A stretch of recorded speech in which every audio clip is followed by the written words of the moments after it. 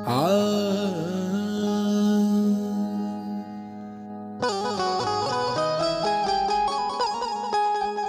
जय हो जय हो।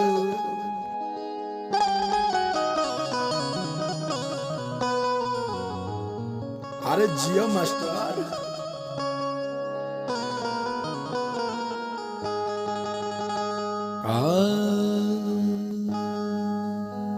यही नवरात्र के महीना में ए भैया एगो भक्त जब माई के दरबार में जाता तो माई से कैसे कहता,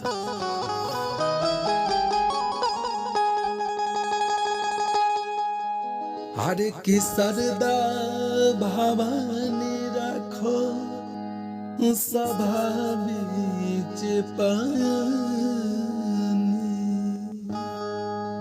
दोनों हाथ जोड़ पड़ी पैया हो मैया, अरे दुखिया में बानी सुखिया में पढ़नी न पूरा पढ़ैया हो मैया।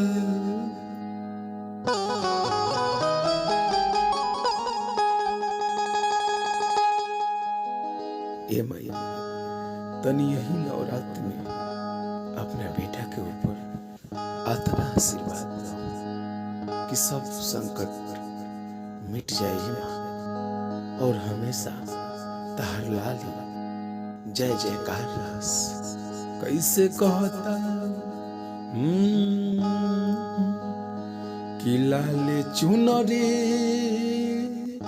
ओढ़ाई माई, बेटा तारा दुआर